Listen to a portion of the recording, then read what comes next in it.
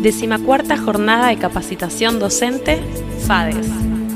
Conferencia de la Facultad Descentralizada con el Magíster Eduardo Tatangelo, cuando no se puede parar de sufrir.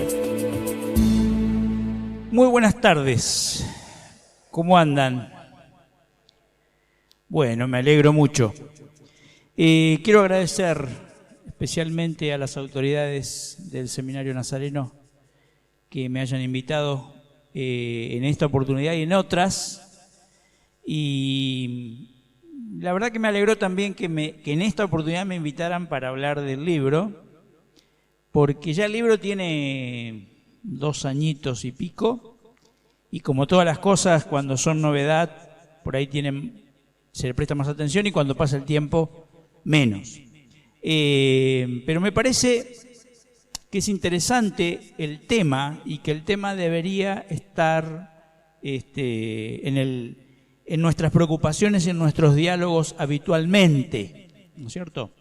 El tema del sufrimiento y la fe, o el sufrimiento del cristiano, sobre el cual, como ustedes saben, hay mucha confusión hoy en día.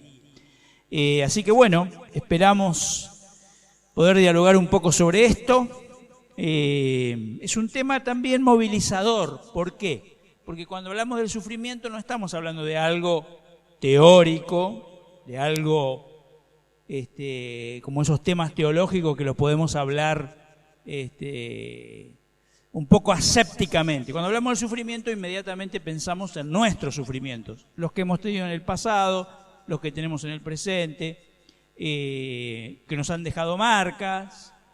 A veces los hemos resuelto mejor, a veces los hemos resuelto peor, a veces nos han quedado preguntas, y entonces de allí viene que es un tema bien polenta. Qué buena pregunta. Ya empezamos con la pregunta, todavía no empezó la presentación, ya empezamos con la pregunta. Muy bien. Gracias, muy buena pregunta.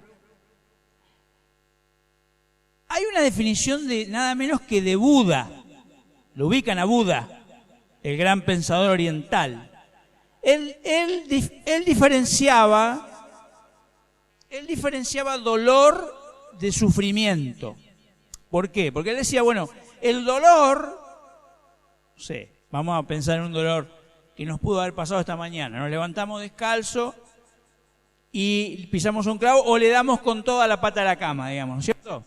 Entonces uno le duele, pero sigue, se pone las medias y le duele un poquito durante el día, pero ahí anda, ¿no es cierto?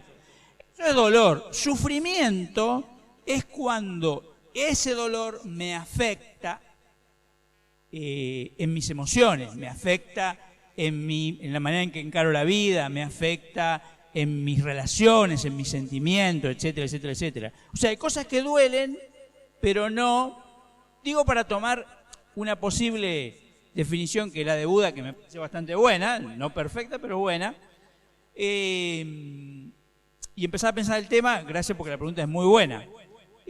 Sufrimiento es cuando tengo una pena emocional, ¿cierto? Que incluye una pena emocional.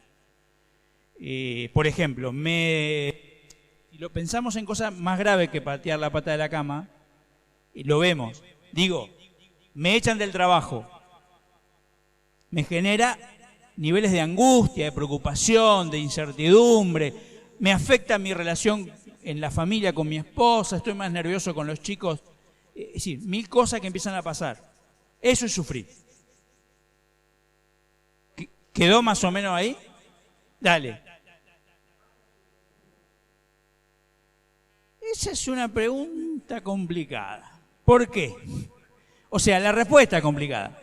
¿Por qué? Hay toda una escuela que viene también del pensamiento oriental que dice, y también está muy presente hoy en ciertas corrientes psicológicas, que dicen, en el fondo yo decido sufrir o no decido sufrir. Hay un sufrimiento que es objetivo, o sea, no es todo subjetivo. Si me echan del trabajo y el mes que viene ya no cobro el sueldo, no es subjetividad, no puedo pagar la boleta del supermercado. ¿Se entiende lo que digo? Obviamente, pero uno lo ve en la pastoral, y acá seguramente muchos que hacen trabajo pastoral lo habrán visto. Hay personas que tienen una gran capacidad para enfrentar adversidades y dolores, y entonces están más íntegros emocionalmente. Y hay personas, por trayectoria, por distintas razones, que ante un pequeño sufrimiento se derrumban. O sea, para contestar tu pregunta, hay un aspecto subjetivo del sufrimiento, pero hay un núcleo objetivo. O sea, que siempre va a estar y que no hay vuelta que darle. O sea, no es pensar positivamente y lo arreglamos porque no es así, ¿no? Bueno, arrancamos por las preguntas, me parece muy bien. ¿Alguien más quiere hacer una pregunta, un aporte, así de arranque? Me gusta, ¿eh? Esto habría que remunerarlo. Habría que remunerarlo. El que pregunta y genera dinámica, porque no es fácil generar la dinámica. Muy bien. Pero entonces, la idea de la charla viene porque, ¿dónde está el cosito? Yo publiqué un libro que se llama Cuando no se puede parar de sufrir. ¿Por qué el título? Es una lectura del libro de Job. El título vino porque me parecía, y me sigue pareciendo, que estamos teniendo problemas en nuestra época para pensar el sufrimiento en clave cristiana. O sea, para elaborar un pensamiento teológico y luego una práctica pastoral o una vivencia espiritual personal que logre integrar el sufrimiento dentro de nuestra vida de fe. ¿Cierto? Eso, en principio, me parece que se da por varias razones. Me parece que hay razones culturales fuera de la iglesia. Vivimos en la época del hedonismo, del placer. Todo tiene que ser divertido. ¿Vieron que todo tiene que ser divertido? El sermón tiene que ser divertido, la reunión tiene que ser divertida, estar con la suegra tiene que ser divertido, todo tiene que ser divertido. Uno en esta vida se tiene que divertir y pasarla bien y tenemos que disfrutar. Lo importante es disfrutar, dice la gente. Pero, entonces, ¿qué pasa? Digo, eso ya viene de la cultura. Tenemos una cultura del disfrute, del placer, de evitar la pena. Pero luego tenemos teologías que van por el mismo camino. O sea, teologías que nos dicen que podemos, que los creyentes tenemos un recurso extraordinario para evitar la pena, que es Dios, que no tiene otra cosa que hacer en este universo, ¿cierto?, que estar atento a si me duele el dedo meñique porque me lo golpeé con la cama y me va a sacar ese sufrimiento, me va a sacar ese dolor. Es una idea de un Dios mágico, no de milagros, porque el Dios de la Biblia es un Dios de milagros, sino un Dios mágico.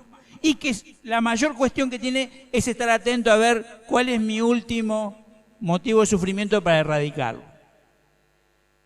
Ustedes saben que hay una iglesia muy importante,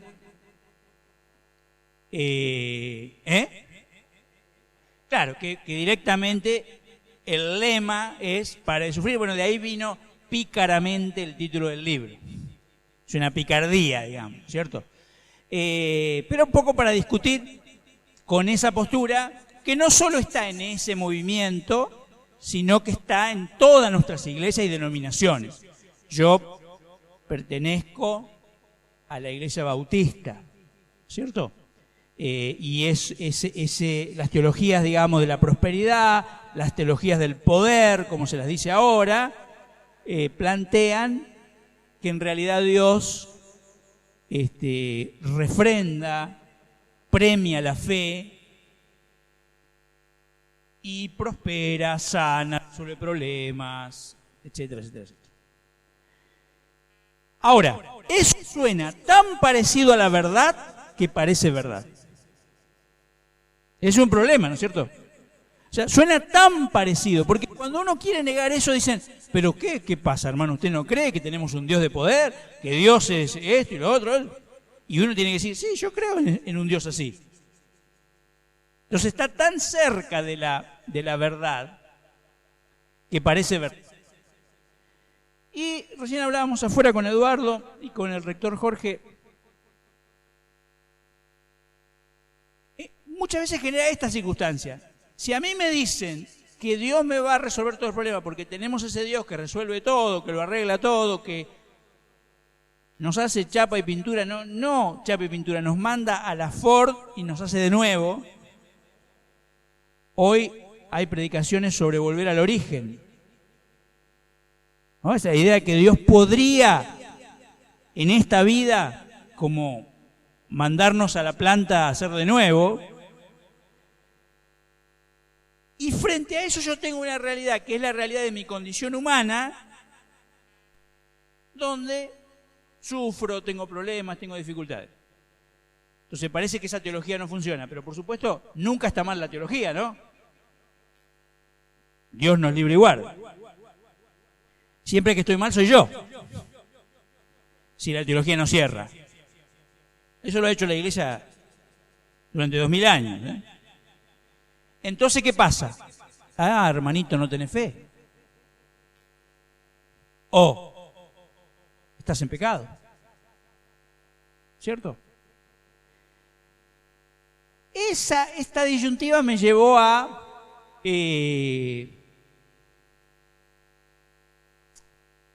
pensar qué dice la Biblia sincera y profundamente sobre estos temas. De paso no estoy controlando el tiempo y eso para ustedes va a ser un sufrimiento. Muy bien, vamos hasta 3:30 con preguntas incluidas. Muy bien, bárbaro. ¿Qué dice la Biblia? ¿Saben que yo he descubierto una cosa? Hace muchos años que soy profesor de Biblia en un seminario. Y también muchos años que predico. He descubierto algo en mi propia vida, en la vida de otros. A veces nos cuesta aceptar lo que la Biblia dice y lo que tiene para decir.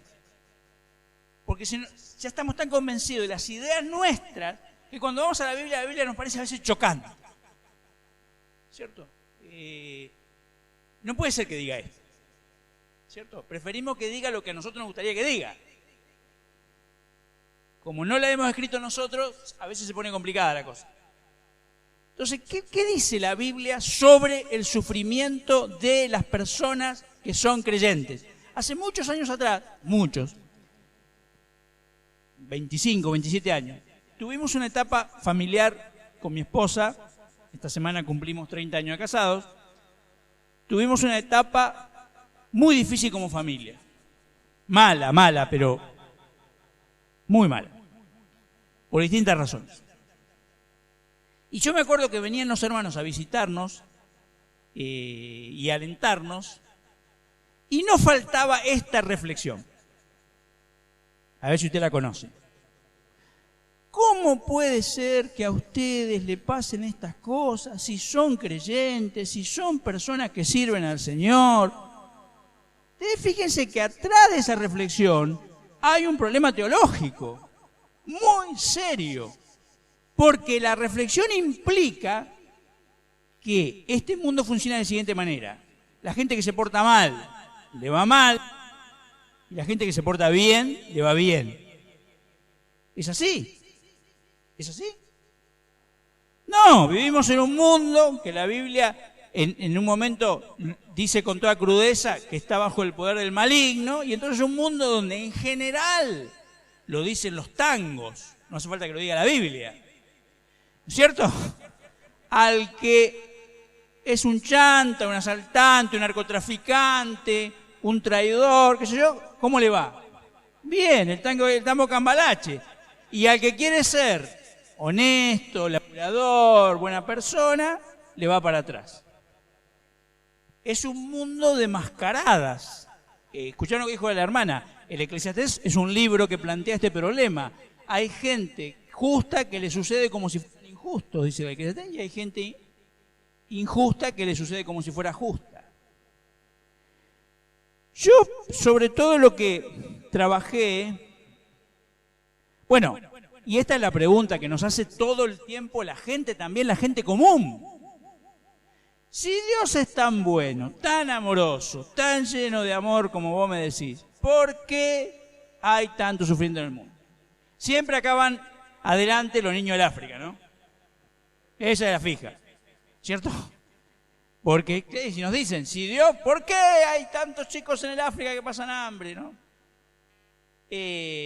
¿Por qué? Hay una cuestión ahí. Ahora, la Biblia, vamos a tratar de hacerlo en esta hora, lograr decir un par de cosas y cerrar la idea, porque es bien complejo el tema. Pero digo, la Biblia, hay un libro en la Biblia, que es el libro de Deuteronomio, que plantea al sufrimiento como una retribución. Deuteronomio 28, 29, que dice, si vos obedecés, si ustedes obedecen al Señor, obedecen sus estatutos, sus mandamientos, pim, pum, pam, les va a ir bien, van a prosperar, van a tener bendición, no se van a enfermar. Y si ustedes le dan la espalda a Dios y desobedecen, les va a ir mal, sus cosechas no van a brotar, etcétera, etcétera, etcétera. Van a ser maldecidos. Muy bien. Ese pensamiento de Deuteronomio, acá debe haber un par de profesores de Antiguo Testamento, así que vigílenme. Pero digo, ese pensamiento de Deuteronomio impregnó varios libros de la Biblia.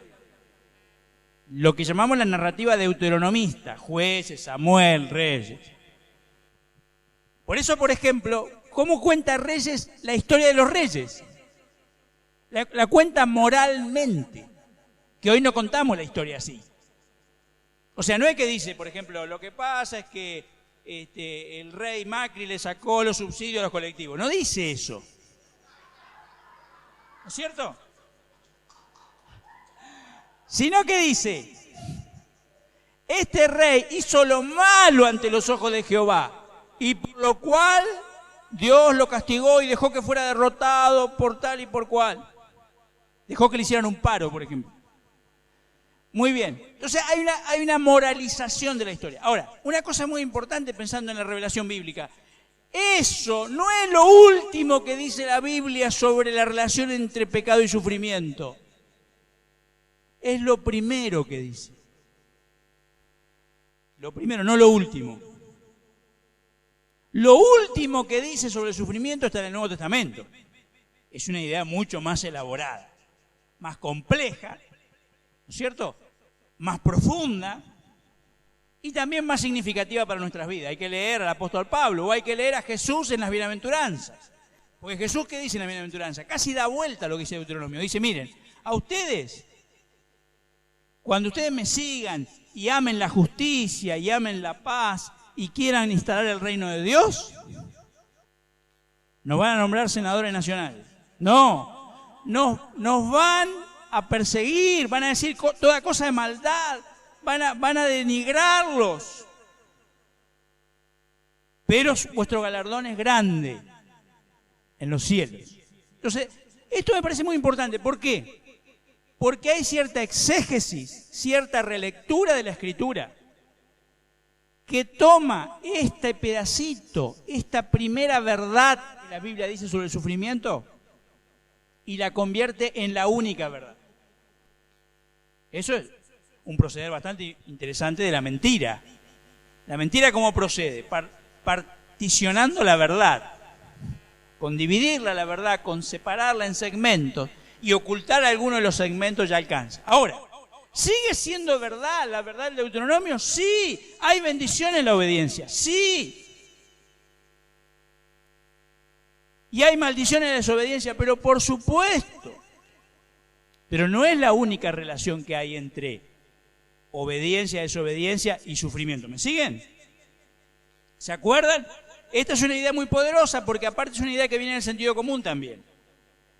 Agarrar a cualquier persona en la calle y la gente espera que al que se porta mal le vaya mal. Así no haya leído nunca el Deuteronomio. Yo no creo que Santos Discépolo haya leído el Deuteronomio, no creo. Pero el cambalache es como un reclamo de decir, tendría que ser así. Pero no siempre es así. Pero es una verdad espiritual que funciona. Funciona parcialmente. ¿Por qué funciona parcialmente? Porque este es un mundo donde no rige el reino de Dios. No rige el reino de Dios. rige otras reglas de convivencia, otras reglas cósmicas, que son las reglas del pecado, de la maldad, del diablo, pónganle el nombre que ustedes quieran según su teología. Pero muchas veces esas teologías que andan por ahí son retribucionistas. Porque, por ejemplo, por eso después caemos en él. Sembrá. En general es plata, ¿eh? No vayan con semilla porque no les van a agarrar. Pero, ¿cuál es la idea? Yo tengo que poner, o sea, si yo no pongo, Dios no me da. Porque Dios es un Dios egoísta, negociante, ¿cierto? Es un negociante.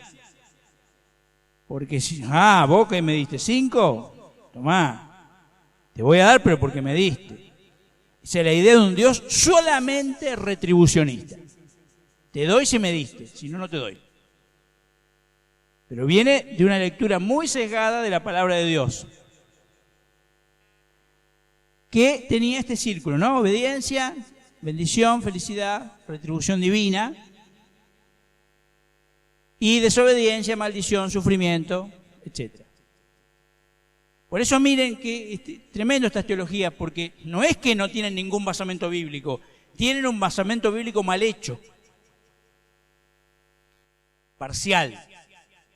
No dan cuenta de todo el consejo de Dios, como dice Pablo, todo el consejo de Dios. Lo demás que la Biblia tiene para decir.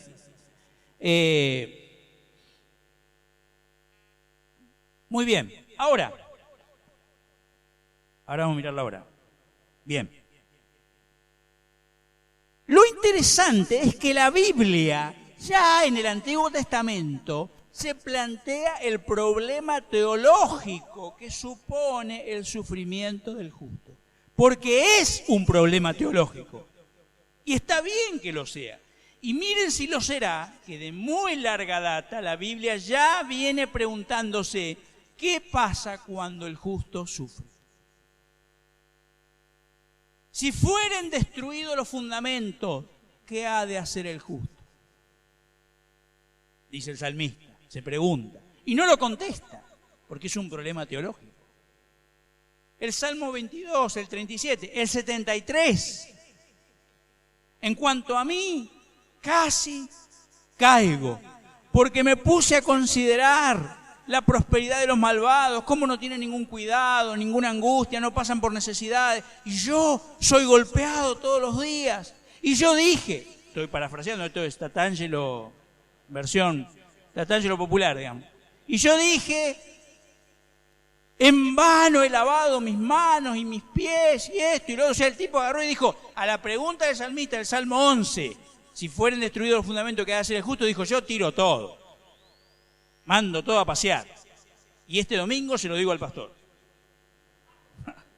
No, el salmista dice, hasta que entrando en la casa de Dios, comprendí cuál es el fin de ellos. El tipo, mirá, esto siempre lo digo cuando hablamos con líderes, interesante pensar esto. La gente muchas veces viene así en nuestras iglesias, a punto de tirar todo. El tipo fue menos mal que fue ese día, esa semana a la iglesia. Dice, porque hasta que entré en la casa de Dios, el tipo fue pateando tacho a la iglesia, ¿no es cierto? ¿Para qué? Yo no sé. Capaz que la señora le dijo, che, vamos este domingo. El último domingo, ¿no es cierto? Resulta que el salmista entró y dice, cuando entré, comprendí el fin de ellos. Y ahí sigue el salmo y hace una reflexión teológica. Pero lo que quiero marcar es que esa pregunta atraviesa todo el Antiguo Testamento. ¿Qué pasa cuando el justo sufre? Y hay 2 libros que se escribieron. Para discutir la aplicación infantil, la aplicación mecánica, la aplicación parcial de la idea deuteronomista. Porque el problema no es la idea deuteronomista, el problema es el que la aplica. Porque sigue habiendo verdad que hay bendición en la obediencia, sigue habiendo verdad que hay maldición en la desobediencia, pero no es toda la verdad. Y cuando yo agarro un versículo bíblico, bueno, eso lo sabemos nosotros, somos profesores de teología o de espiritualidad o de lo que fuera, pero en el marco de la iglesia, uno sabe que cuando saco algo de contexto y lo aplico de una manera infantil, hago daño. Y entonces hay libros que se escribieron para poner en discusión algo que está en la Biblia, pero que se había convertido en un dogma pobre, triste, mecánico. Y una pastoral que lastima. Si yo voy al hermano o hermana que está pasando una tragedia y encima le adjudico a ella o a él la responsabilidad de la tragedia que está viviendo. Digo, es por tu falta de fe, o es porque hay pecado en tu vida, o es porque te fuiste a la iglesia. Entonces hay dos libros, Job y Eclesiastés. Job de una manera dramática, porque hace una especie de caso testigo, ¿no es cierto? Job es el justo, más bueno que el pan lactal. Dios dice 2 veces en el prólogo, no hay otra persona como él en toda la tierra. Entonces es un caso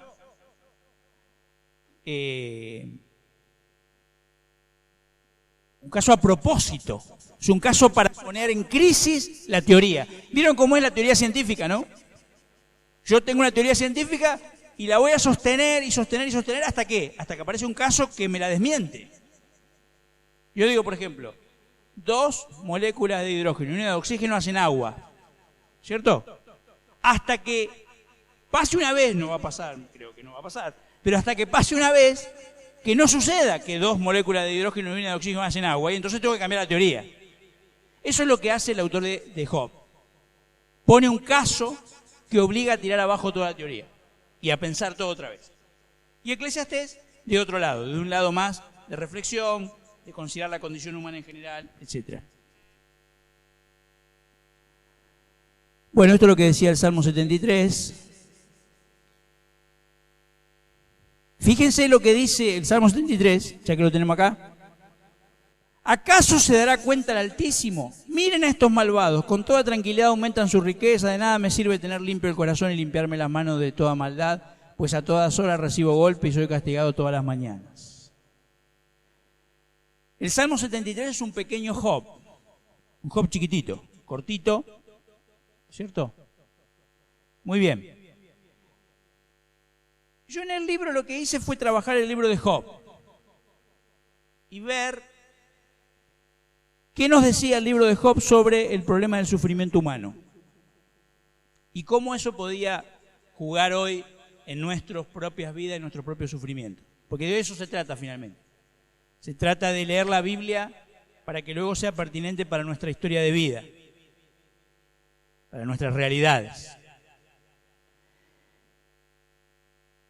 ¿Qué nos cuenta el libro de Job?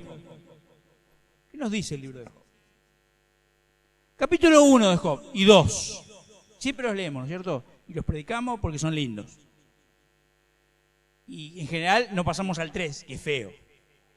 Porque en el 3 Job está enojado, maldice. No, eso no se hace. ¿Cierto? Entonces, 1 y 2 sí, porque termina como terminan los creyentes en el culto, ¿no? Gloria a Dios, en victoria, ¿cierto? El 3 es como hablamos en casa. Capítulo 1 y 2. Job, no lo vamos a leer porque se nos va el tiempo, pero brevemente. Job es un hombre justo, recto, intachable, dice la Biblia. Intachable. No hay nada que decirle. Encima rico. Próspero. Pero hay una conversación. Ustedes saben que el prólogo ese es una joya de la literatura universal. Totalmente. Hay 2 escenas en el cielo y 3 en la tierra en el prólogo. 2 escenas en el cielo. La primera escena en la tierra nos presenta a Job próspero, lleno de plata, una hermosa familia. Pero luego hay una escena en el cielo. vienen todos los servidores a presentarse delante de Dios y viene el Satán. Vamos a ponerlo así porque así lo pone el texto. Lamentablemente el 99% de las traducciones ponen Satanás y nos complica la lectura. No digo que no sea luego el Satanás del Nuevo Testamento, pero ahí todavía no, es el Satán. Es ese ministro que te complica las cosas, es como un Aranguren, digamos, vamos a decirlo así. Es un tipo que te complica las cosas. Es, bueno, para los que son del otro palo, es un Aníbal Fernández, digamos, un tipo complicado. Muy bien. Entonces el tipo se presenta ahí, reunión de gabinete. Reunión de gabinete. Dios está chocho, están todos chochos, menos el Satán. ¿Cierto? Viene y dice, no, mira, ¿cómo anda todo bien? Bárbaro, la verdad que va todo bien. Pero viene Satán y dice, no. Dios lo empuja para adelante a Job, ¿no? Lo hace ser voluntario. Le dice, ¿no has considerado a mi siervo Job? No hay otro como él en la tierra. O sea que delante del Satán, Dios dice, este tipo, si yo tuve éxito con alguien en mi proyecto, en mi reino, si hay alguien que te puedo mostrar para decir, este tipo demuestra lo que es la fe, demuestra lo que es el cristianismo, demuestra lo que es adorarme, es este tipo. ¡Ja! Muy bien. Y fíjate que ahí aparece una cosa que es clave, crítica. Claro, ¿cómo no te va a servir si vos lo has rodeado de bendición? Y mirá, en esa objeción, porque la objeción es muy aguda, en esa objeción hay un tema crítico. Que es una pregunta que nos golpea a todos los creyentes. ¿Cuáles son tus motivaciones? ¿Por qué servís a Dios? ¿Por qué servís a los hermanos? ¿Porque eso tiene recompensas? ¿Porque Dios en algún momento te va a bendecir? ¿Porque Dios en algún momento te va a pagar? ¿Porque te debe algo? Y no nos pasa a nosotros, y no nos pasa en general en esa manera de pensar que cuando estamos en sufrimiento sentimos que Dios dejó de pagarnos el sueldo, que estamos yendo al cajero y no hay nada. Fíjense que la objeción de Satanás es una objeción inteligente, porque a ver, una objeción tonta hubiera sido un camino tonto, hubiera sido criticarlo a Job de hipocresía, decir, sí, vos porque lo viste en la iglesia, no sabés lo que es en la casa. ¿Se entiende? Hubiera sido tonto, pero no, el Satán hace una objeción muy inteligente porque es un misil que da en la línea de flotación de todos los creyentes. ¿Por qué seguís a Dios? Y va más allá, ustedes lo saben, Satanás dice, vamos a probar nada más. Vamos a sacarle todo lo que tiene, tú lo has rodeado de bienes, de bendiciones, vamos a sacarle todo. Vas a ver que te maldice en tu misma presencia. ¿Listo? Dios dice, probemos. Después voy a decir algo de esto, pero en la segunda escena en el cielo porque es fuerte. Job lo pierde todo. Pierde sus hijos, pierde sus propiedades. Se queda solo.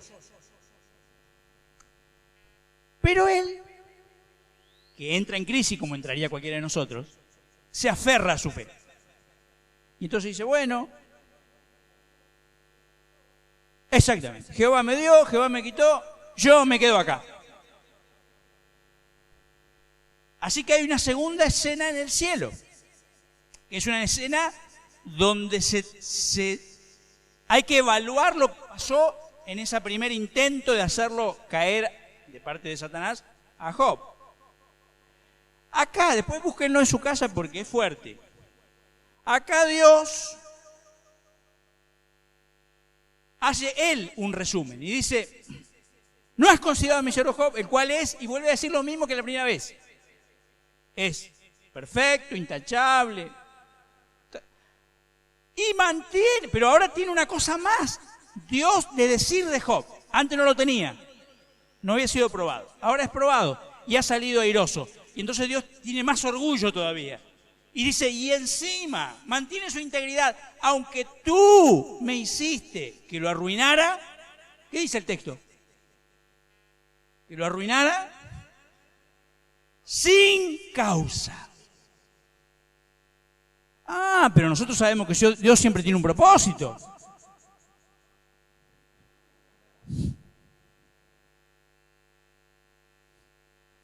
No le decimos a la gente, ya vas a entender, porque Dios siempre tiene una razón.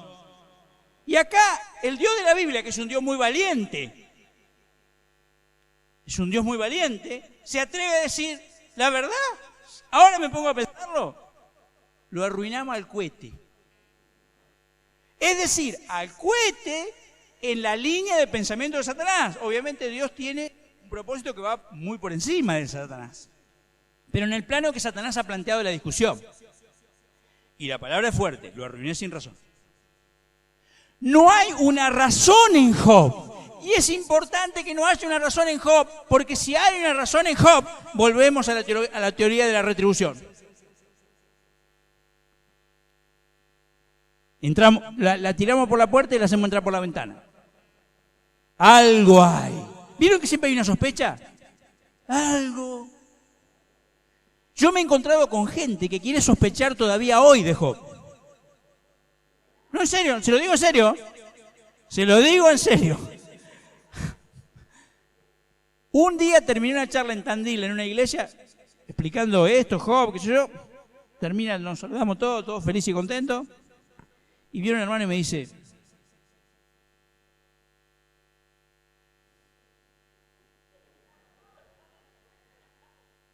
¿usted cree que realmente Job no tenía ninguna culpa? O sea, el tipo le quería mandar la federal a Job, porque algo había que encontrarle. Pero, digamos, en esa resistencia, fíjense, en esa resistencia a que Job fuera inocente, como Dios lo declara, está nuestra resistencia a abandonar la teoría de la retribución. Y acá entramos a un tema que es un tema crítico, tremendo. ¿A ustedes les gusta la gracia de Dios?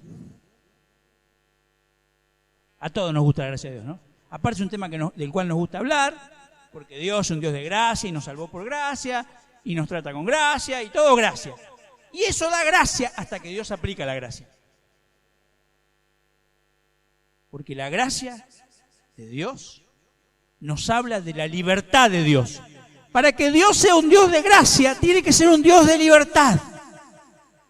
Es decir, Él tiene que ser libre. ¿Por qué? Porque si Dios va a actuar de acuerdo a como soy yo, en realidad ni siquiera es un Dios libre, ni siquiera puede practicar la gracia. ¿Por qué? Porque Él va simplemente a reaccionar a mis acciones. Cuando me porto mal, me va a castigar. Y cuando me porte bien, me va a dar un premio, un chocolatín. Pero el Dios de la Biblia se sabe Dios libre. Y entonces Él hace lo que le da la real gana. Y eso nos ofende. Ofende a la condición humana. ¿Por qué? Porque quisiéramos tener algo para presentar, un papelito, una boletita para cobrar. Algo quisiéramos presentarle a Dios. Mirá, me debes, no, yo no te quiero sacar muchas cuentas, pero esta me la debes. Pagámela. Yo conozco gente que está ofendida con Dios porque ha servido en la iglesia 20, 25 años y, por ejemplo, se le muere un hijo. Y no lo perdonan a Dios. No lo perdonan a Dios. Y le dicen a Dios, yo te di todo esto. Como diciendo, tenías deuda conmigo. Fíjense qué profundo es este tema del sufrimiento. Porque nos lleva al corazón de nuestra fe. Si realmente es por gracia, agarrate. ¿Por qué? Porque Dios no tiene por qué darte explicaciones.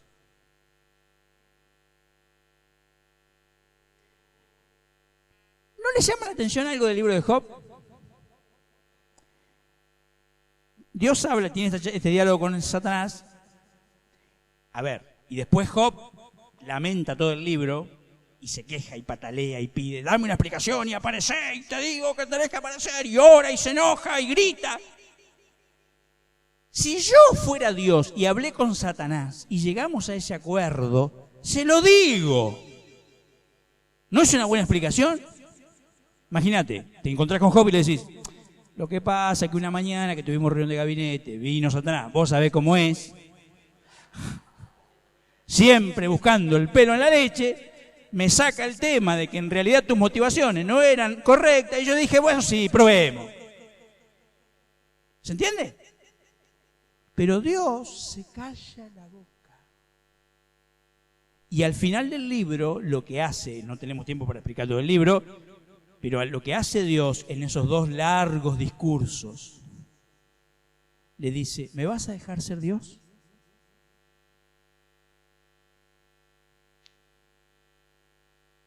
¿Me querés dejar ser Dios? ¿O querés que yo sea tu ídolo? Esa es la diferencia. El Dios de la gracia es libre y hace lo que le parece y gobierna con autoridad y con soberanía, pero con amor. Es una soberanía de la gracia, es una soberanía del amor. Es la soberanía del amor. ¿Me dejás que yo sea ese Dios? ¿O querés manipularme? Con tu teología, o con tus ritos, o con tu tradición, o con tu iglesia. ¿O te bancás que yo sea libre? Qué cosa interesante. Interesante verla ahora. Bien. Cosa interesante. ¿Por qué? Los amigos, porque faltan los personajes muy importantes en el libro, ¿no es cierto? Porque ahora van a venir y lo van a consolar a Job y le van a decir, no, queda tranquilo, hermano, nosotros vamos a estar con vos, ¿no es cierto? No, vienen estos que son evangélicos. Ustedes sabían que son evangélicos, ¿no? Bueno.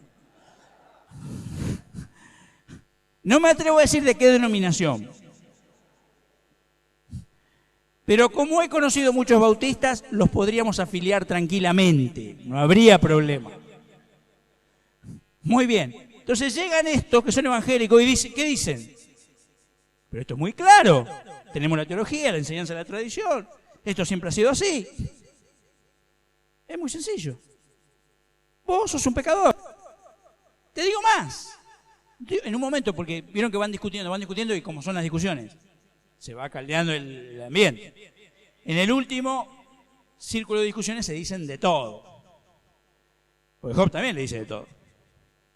Y los amigos dicen, mirá, Dios te ha tratado bien por lo pecador que sos. Es una linda palabra pastoral, ¿no es cierto? Hermano, yo te quiero decir que Dios ha tenido misericordia contigo. El tipo chocó con el auto, está atado en el... Muy bien. Esos son los evangélicos que lo van a visitar a Job. Terrible. Y empiezan a decir un montón de cosas buenas de Dios. Un montón de cosas buenas. Porque vieron que a nosotros nos gusta como cristianos explicarlo a Dios. Nos apasiona explicarlo. Nos apasiona menos seguirlo, pero explicarlo nos enloquece. Entonces empezamos a decir, no, porque Dios tiene una razón, un propósito, Él sabe lo que hace. Acá debe ser que seguramente vos estás en pecado, hiciste esto. Queremos explicar todo, lo queremos explicar al hermano, a la hermana, a Dios, a todo, y nos vamos tranquilos a casa. Eso es lo que hacen los amigos de Job. Y hablan bien de Dios y dicen, no, Dios jamás permitiría que sufra un inocente. Vos lo que pasa es que no conoces a Dios. Cuando termina todo, Dios va a hablar, habla con Job primero. Y Job se arrepiente porque se tenía que arrepentir. Siempre ante Dios nos tenemos que arrepentir, ¿no? Exactamente. Muy bien, ese hermoso pasaje, ¿no? Yo te había conocido de oída, ahora mis ojos te ven. Y pongo mi mano sobre mi boca, siempre ante Dios nos queda el silencio. Pero una cosa muy linda, porque después Dios habla con los amigos y le dice, che, qué bien que fueron al instituto bíblico, estudiaron, por eso pudieron responder bien. No, le dice, estoy enojadísimo, estoy que bramo con ustedes. Qué feo que Dios te diga eso, ¿no? Porque ustedes no hablaron la verdad sobre mí como mi siervo Job. ¿Querés un pasaje que te es un trompazo? Porque los tipos usaron buena teología. Es más, vos sabés que hay varios pasajes de los amigos de Job que son citados en el resto de la Biblia, inclusive en el Nuevo Testamento. La teología no era mala, estaba mal usada. Por eso yo empecé diciendo que estaba tan cerca de la verdad que parecía verdad. Y dice ese epílogo maravilloso: ustedes no hablaron bien como mi siervo Job. ¿Qué había dicho Job de Dios? Te invito a que después en tu casa leas el capítulo 9, el 24, los pasajes más duros. Job, por ejemplo, el 9 dice: no es que vos no castigás a los malvados, a los asaltantes, vos los ayudás. Qué oración, ¿no? Para tener en la iglesia así: hermano Conrado podría orar, ¿cierto? Y se para Conrado y dice: Señor, yo quiero decirte que estoy enojado con vos porque vos ayudás a los narcotraficantes. Sin embargo, Job tenía ese tipo de oraciones. En el capítulo, digo el 9 y el 24, pero pueden leer otros pasajes. El 9 y el 24 son durísimos. Job está enojadísimo, pero se lo dice a Dios. Y Job se aferra a Dios. Se agarra a Dios con toda su fuerza, con la fuerza que le quedan, desesperadamente. Y dice: la última esperanza que me queda es que Dios me conteste, que venga, que aparezca. Qué creyente, ¿no? Tenía razón Dios, no había otro como él. Este se la bancaba, como decimos los argentinos, este se la aguantaba. Se aferró a Dios y clamó, enojado, con bronca, sin entender, y se quedó ahí. Y esperó la respuesta. Y cuando llegó la respuesta, que no fue una respuesta, fue unas 100.000 preguntas más o menos. ¿No es cierto? Yo creo que me hace una respuesta. No, Dios le da 100.000 preguntas para quedarse pensando.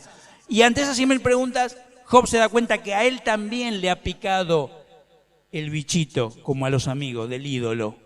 También ha tenido un ídolo, y no al Dios verdadero. Y entonces Job también se arrepiente.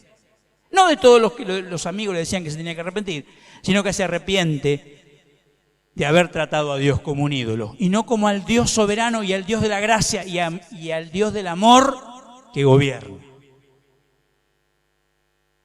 Yo siempre digo a mis hermanos, la gracia es hermosa hasta que comprendemos que tiene dos caras. La cara linda es cuando Dios me dice: Eduardo, todos tus pecados yo te los voy a perdonar. ¿Pero a cambio de qué, Señor? No. Cristo, mi hijo murió por vos. O sea, yo te perdono todo. Pero la parte que no me gusta de la gracia es cuando Él dice: ¿sabés qué? Como yo soy un Dios de gracia, no me manejo por lo que vos me generás a mí, por lo que me das. Yo no te debo nada, porque yo quiero actuar con gracia con vos, no por deudas. No te mereces nada, no me podés comprar nada, no podés ganar nada. ¿Me querés seguir? ¿Se acuerdan cuando, y con esto termino así, quedan las preguntas, que debe haber 100.000. ¿Se acuerdan cuando, si se quemara toda la Biblia, ha dicho alguien, y quedara ese solo pasaje, sabríamos quién es Dios? La parábola del hijo pródigo. Porque es lo mismo, es el libro de Job. La parábola del hijo pródigo es el libro de Job, con otro enfoque. Sí, pero igual esto me va a llevar 10 minutos y nos van a quedar 15. Sí, gracias. Seguramente después las preguntas van a ser muy ricas. Ese joven lo había quemado todo. Y vuelve, recomiendo un libro maravilloso que es El regreso del hijo pródigo, de Henry Nouwen. Ya la tapa, el cuadro de Rembrandt, lo que lo han visto. Ese hijo pródigo vuelve como Job. Creo que inclusive Nouwen lo menciona el tema. Es un Job. Está todo zaparrastroso, le falta un zapato, está pelado, lo abraza al padre al regazo. Y el padre lo abraza. con dos manos, de cariño, de afecto. Y en el cuadro de Rembrandt se ve a un costado la cara del hermano mayor. Cara de evangélico que tiene muchos años de evangélico. Así como diciendo, yo sé cómo es esto. ¿Y qué le dice? El diálogo del hijo mayor con el padre es maravilloso, porque volvemos a Job. ¿Qué le dice? Estalla, y dice, yo te serví, yo me quedé en tu casa, yo trabajaba todos los días, yo me levantaba a la mañana, yo me rompí el lomo, nunca me diste un cabrito. Esa teología genera resentimiento. La teología del merecimiento genera resentimiento. Porque estamos esperando que en algún momento Dios me dé eso que aparte me lo gané tantos años. Y el padre le dice, no es así. Tenemos que hacer fiesta por este que lo perdió todo, pero ahora volvió a la casa. Yo creo que, y es mi convicción, que a través de la Biblia, a través de toda la Biblia, vemos el Evangelio de Jesucristo. Yo soy un convencido que el Antiguo Testamento presenta el Evangelio de Jesucristo. Todavía no lo puede presentar en plenitud, pero está allí. Porque está un principio crítico. Dios es el mismo ayer y hoy y por los siglos. Ese Dios del amor y de la gracia está allí. Cierro con un detalle del libro de Job que a veces se nos pasa de lado. ¿Qué le dice Dios a los amigos? Yo estoy enfurecido, estoy enojadísimo con ustedes, porque no hablaron bien de mí. Si hubiera Dios sido el Dios de los amigos, ¿qué hubiera hecho? Si los amigos hubieran tenido razón, los hubiera hecho pedazos a los amigos de Job. Los hubiera matado, los hubiera eliminado, los hubiera echado. Sin embargo, miren lo que le dice. Ahora, vayan con mi siervo Job. Yo le voy a pedir que él ore por ustedes. Y cuando él ha llorado, yo los perdonaré. O sea, Job, que fue acusado por sus amigos de ser el malo de la película, el que no estaba en relación con Dios, el que no estaba en comunión con Dios, termina siendo el sacerdote, el intermediario de los amigos que creían que estaban en lo cierto cuando lo condenaban, lo acusaban. A mí me parece, y con esto cierro, que esos discursos que hoy nos atraviesan, nos influyen, que hablan de un Dios que lo soluciona todo, que lo arregla todo, que lo enmienda todo, que lo emparcha todo, y lo emparcha ahora, y lo emparcha ya, solo le tenés que creer, son variaciones del mismo tema. Son variaciones de ese Dios del mérito que nos persigue a diestra y a siniestra.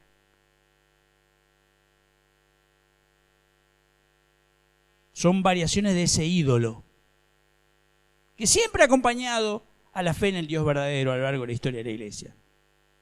¿Cierto? Y que en el fondo termina siendo un ídolo que nos hace daño, que nos lastima, que nos hiere, que nos impide tener acercamientos sanadores a las personas, ¿no es cierto? Un ídolo que nos termina escindiendo de nuestros propios sufrimientos, incapacitándonos para aceptar nuestra propia condición humana, nuestros límites. Los límites de este mundo en el que vivimos, los límites de la realidad en que vivimos, donde tenemos que operar como cristianos, pero no esperar que operar como cristianos es que las cosas se arreglen mágicamente. Y por el otro lado nos desafía el Dios de la gracia, ¿no?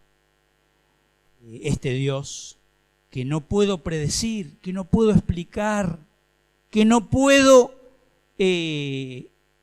condicionar,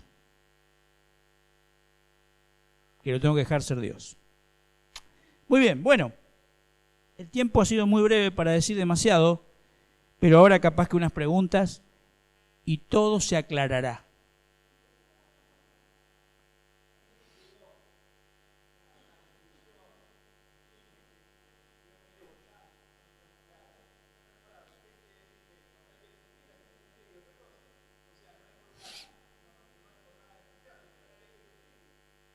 Muy buena pregunta. Has sido el hombre de las buenas preguntas hoy. Impresionante. Muy bien. Gracias por tu pregunta. Esta es muy buena pregunta. La Biblia no nos... Esto ha sido otro raye de los cristianos en algunas partes de la historia. La Biblia no nos pide que busquemos el sufrimiento. No hay nada virtuoso en el sufrimiento por sí mismo. No nos pide que nos peguemos con un látigo, que nos arrodillemos en maíz, ¿cierto? Pero sí la Biblia nos pide que seamos honestos con nuestra condición humana y honestos con la condición en la que este mundo vive. Y la verdad es que el sufrimiento es parte de este mundo y es parte de la condición humana. Y vos fíjate una cosa impresionante, el sufrimiento es parte de la condición humana, así no sea un sufrimiento agresivo y traumático. Por ejemplo, crecer genera sufrimiento. Y es algo maravilloso crecer, pero duele. A todos nos dolió pasar a la adolescencia, a todos nos dolió dejar la adolescencia, a todos nos dolió dejar la casa de nuestros padres, a todos nos duele que los hijos partan, aunque para eso nos lo dio Dios, para ayudarlos a partir. Es decir, el sufrimiento es parte de la condición humana. Por eso, a ver, si hay una mentira en el pare de sufrir, es esa. O sea, ¿cuál es la mentira profunda del pare de sufrir? Que es imposible. O sea, que es imposible parar de sufrir. Pero aparte, vos fíjate otra cosa interesante. Si lo pensás, ¿hay algún médico en la sala? Muy bien. Vos fíjate una cosa interesante. Siempre digo, para que si uno dice una macana, le digo, no, está diciendo una pavada. Ah, muy bien. Vos fíjate que Dios nos ha dotado con un sistema de detección del dolor. El dolor, el sufrimiento, te hace bien aún en el plano físico. Por ejemplo, estoy preparando el agua para el mate y menos mal que me duele si dejo la mano arriba de la pava, porque por ahí soy tan pavo que la dejo y se me quema la mano. Pero ¿qué pasa? ¿No bien cuando empieza a calentar un poquito la pava? Porque, digamos, hemos venido de fábrica con una capacidad de utilizar el dolor también en nuestro beneficio. Lo que la Biblia sí dice, que creo que es una verdad central, es que el sufrimiento que en el mundo hay, porque el mundo es como es y nosotros somos como somos, puede ser usado en el proceso redentor. Hay un ser en el cosmos, es el único ser que hay en el cosmos que puede transformar el mal en bien. Yo no puedo transformar el mal en bien por mis propias fuerzas, pero Dios sí, ¿no? Y fíjate, yo me paré acá, pero lo digo rápidamente. Mirá lo que dice 1 Pedro 4:12. No lo vamos a hacer un exégesis, pero por lo menos leerlo para que nos haga eco en la cabeza. Queridos hermanos, no se extrañen de verse sometidos al fuego de la prueba como si fuera algo extraordinario. No, es algo común, dice Pedro. Al contrario, alégrense de tener parte en los sufrimientos de Cristo para que también se llenen de alegría cuando su gloria se manifieste. Y acá hay una verdad teológica que a mí me está haciendo un ruido tremendo en la cabeza. Los cristianos, hay 2 o 3 veces que Pablo dice que nosotros completamos el sufrimiento de Cristo. Es más, Pablo dice que su sufrimiento completa el sufrimiento de Cristo. De eso los teólogos evangélicos no han querido escribir media palabra. ¿Por qué no han querido escribir media palabra? Porque estaba el peligro de que lo acusen de filocatólicos, porque el tema del sacrificio y esto y lo otro, ¿no es cierto? Entonces, no, sola gracia, sola gracia, sola gracia. Entonces nos hemos perdido una reflexión que es muy importante que hace el Nuevo Testamento. ¿Cómo no vamos a nosotros a padecer si seguimos al que padeció?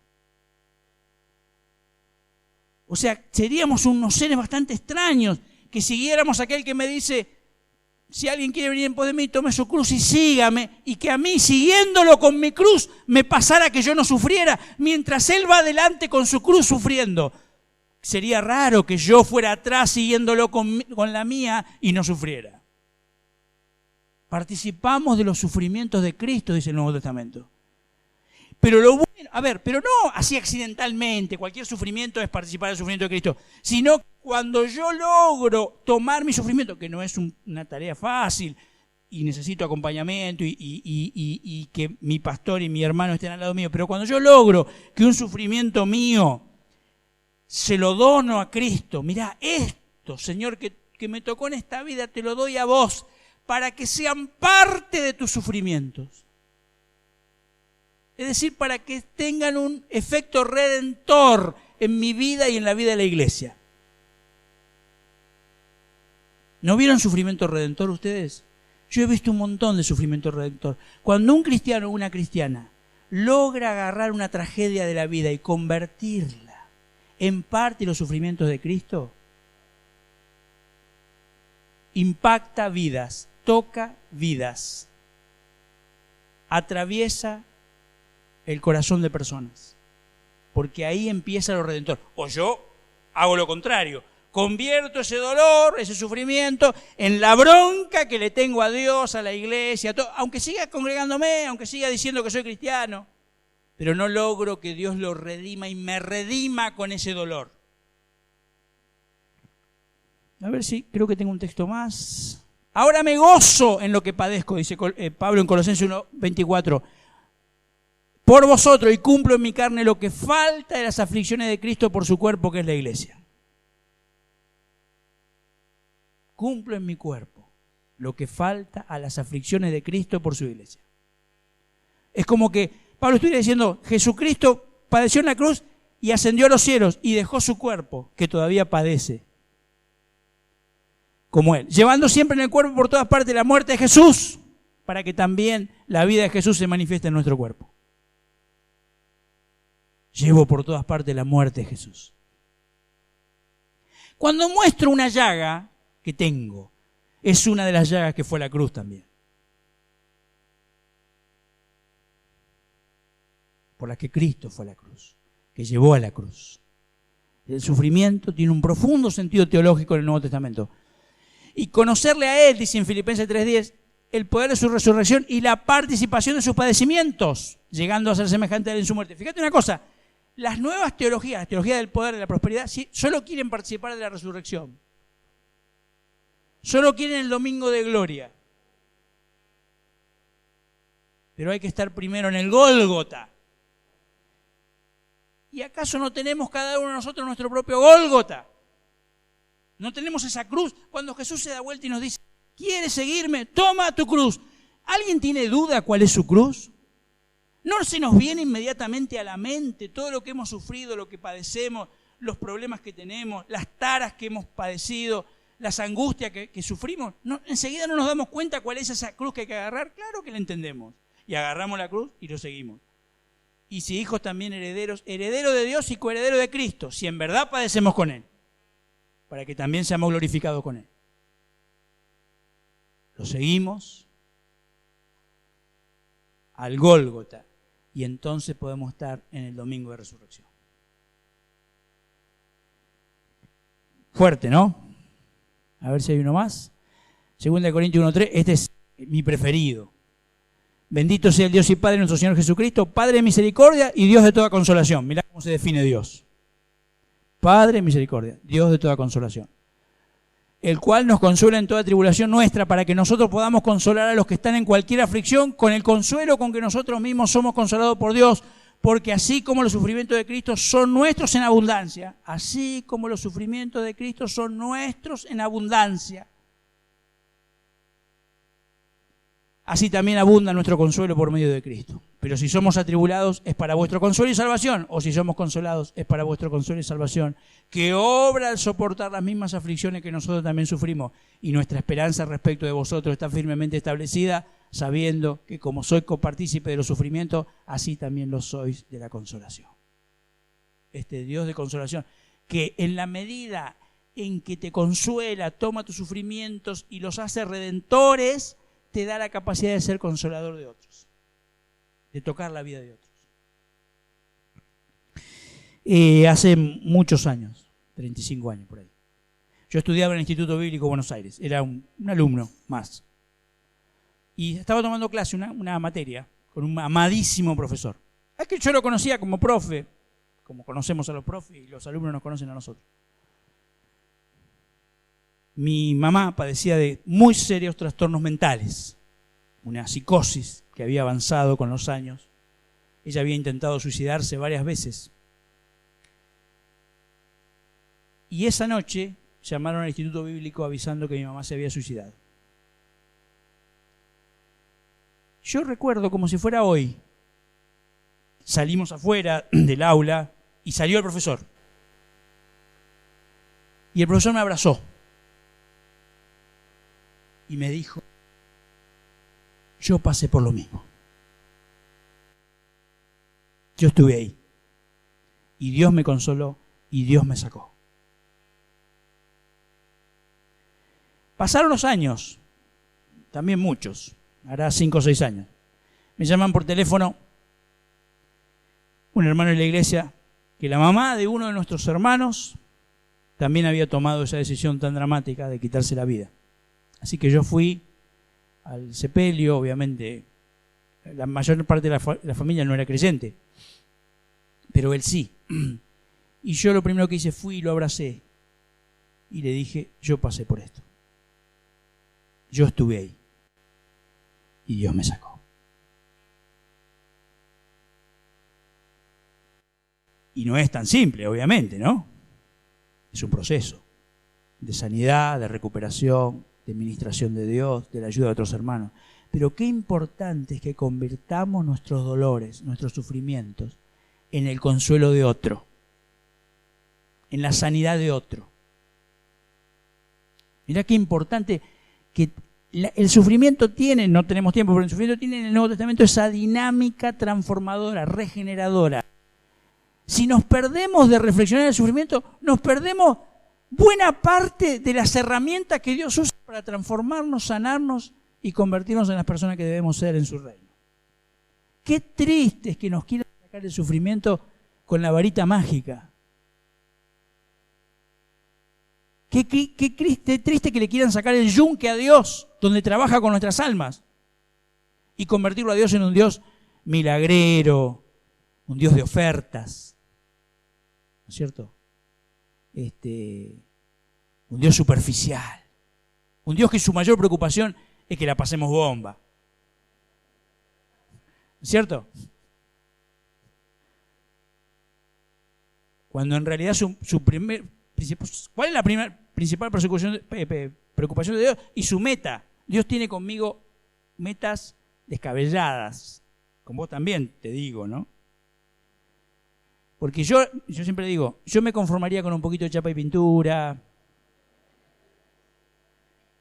sacarme un poquito de mal carácter, ¿cierto? Hacerme un poquito más generoso, no mucho, ¿no? Pero Dios se ha propuesto hacerme a la imagen de Jesucristo.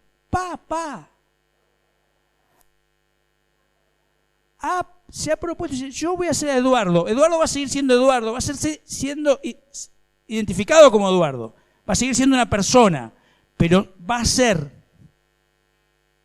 igual a Cristo.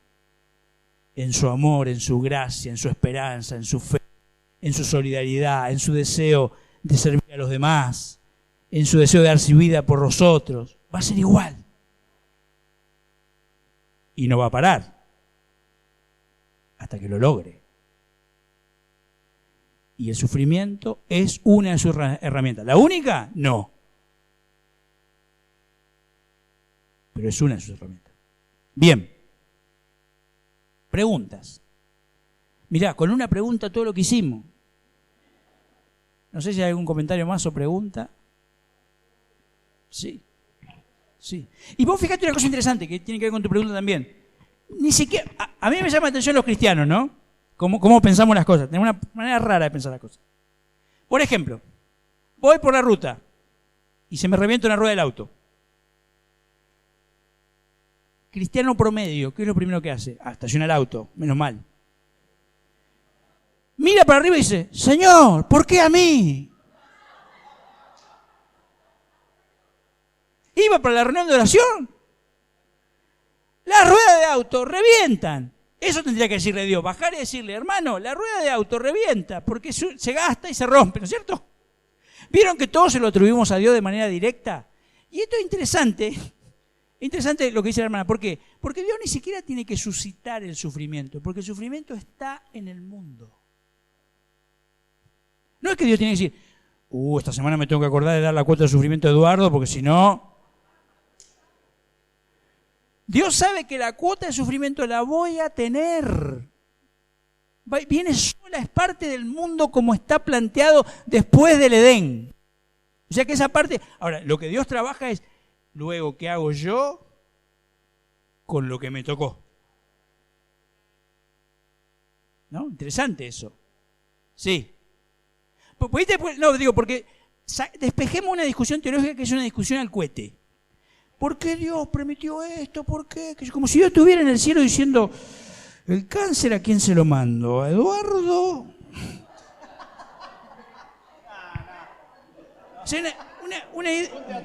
A ver, como le dije a un amigo mío muy querido que tiene fibromialgia. Y entonces hablando con él, un día le digo, me dice, Eduardo, ¿por qué? Que yo le digo, querido, caíste en las estadísticas. No, pero en serio, a ver, no es ironía. Caíste en las estadísticas. Hay un porcentaje de gente en este mundo que desarrolla la fibromialgia. Hay un porcentaje de gente en este mundo que tiene astigmatismo. Yo estoy dentro de ese porcentaje y por eso uso esto. Y tengo miopía, astigmatismo y ahora presbicia. Tengo las 7 plagas de Egipto en los ojos. Ahora, ¿qué le voy a decir a Dios? Señor, ¿por qué permitiste que me agarrara astigmatismo? Y Dios me mira y me dice, mirá, el astigmatismo es algo bastante común entre los seres humanos. ¿Qué querés que haga?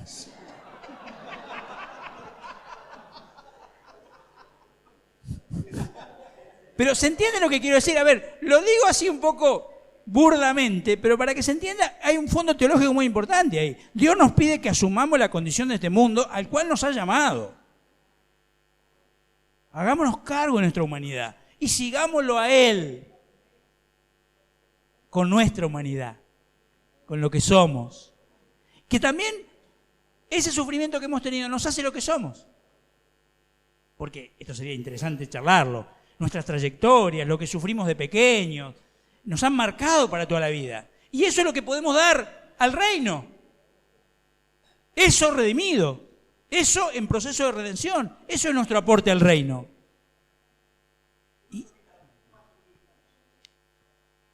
Sí, pero lo disfruta encima.